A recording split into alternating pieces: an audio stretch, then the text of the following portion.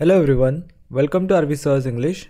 So students, in this video we are going to learn 8th standard English poem Truth. तर मित्रांनो, या व्हिडिओमध्ये आपण 8th standard English poem Truth ही बघणार आहोत. Let's get started. Sticks and stones may break my bones, but words can also hurt me. Stones and sticks break only skin, while words are ghosts that hunt me. The poet says, sticks and stone. Stick म्हणजे लाठ्या, stones म्हणजे दगड. लाठ्या किंवा दगडांमुळे काय होऊ शकते? May break माय bone. Break म्हणजे तोडणे आणि बोन्स म्हणजे हाडं.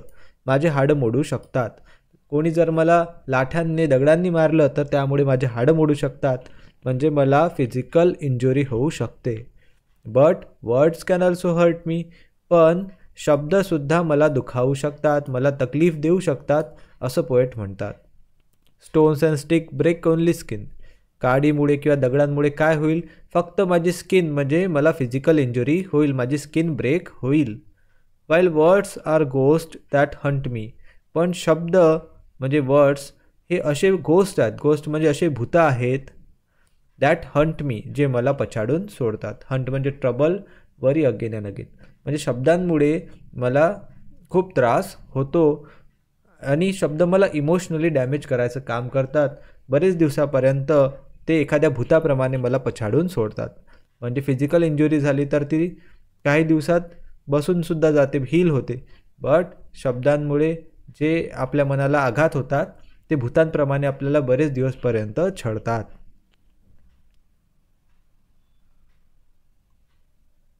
Slant and curved, the fall word sword, to pierce and stick inside me. Bats and bricks may etch through bones, but words can mortify me. The poet says, slant and curved. Slant म्हणजे lean or slope to one side. Curved म्हणजे वाकलेली. म्हणजे अशी ही धारदार sword आहे, धारदार तलवार आहे. Sword म्हणजे तलवार, पण कोणती तलवार? खरीखुरी तलवार नाही, तर शब्दरूपी तलवार, वर्ड सॉर्ड. शब्दांची ही जी तलवार आहे ती कशी आहे? Slant and curved. To pierce and stick inside me. जी माझ्या आतमध्ये खुपसल्या जाते. पियर्स म्हणजे खुपसणे, अँड स्टिक म्हणजे रुतून बसणे. जी माझ्या आतमध्ये खुपसल्या जाते आणि आतमध्येच रुतून बसते. काय रुतून बसते? शब्दरूपी तलवार. Bats and bricks may ache through bones. Bats आणि ब्रेक्स यांमुळे, ब्रेक्स म्हणजे विटा, बॅट म्हणजे बॅट तर तुम्हाला माहितीच आहे. बॅट्स आणि ब्रेक्समुळे काय होऊ शकते? मे एच थ्रू बोन. माझ्या हाडांना त्रास होऊ शकतो, म्हणजे मला फिजिकल इंजुरी होऊ शकते. बट वर्ड्स कॅन मॉर्टिफाय मी. पण शब्द मला मॉर्टिफाय करतात. मॉर्टिफाय म्हणजे शर्मिंदा करतात, मान खाली घालायला लावतात. Pain from words has left its scar on mind and heart that's tender. Cuts and bruises now have healed it's words that I remember. Poet म्हणतात पेन फ्रॉम वर्ड. पेन म्हणजे त्रास, दुःख. फ्रॉम वर्ड्स म्हणजे शब्दांमुळे. शब्दांमुळे होणारं दुःख. Has left its scar, त्याने आपला scar, scar म्हणजे व्रण. शब्दांमुळे होणारा जो तकलीफ आहे, त्रास आहे, त्याने आपला व्रण कुठं सोडलेला आहे? On mind and heart that's tender. आपल्या माइंडवर आणि आपल्या हार्टवर, म्हणजे आपल्या विचारांवर आणि आपल्या हृदयावर, मनावर. कारण त्या गोष्टी कशा आहेत? त्या टेंडर आहेत. टेंडर म्हणजे नाजूक आहेत. तर शब्दांमुळे होणारा जो त्रास आहे त्याचा स्कार, त्याचा व्रण कुठं आहे? आपल्या विचारांवर, आपल्या मनावर, हृदयावर. कारण त्या गोष्टी कशा आहेत? त्या गोष्टी आहेत नाजूक.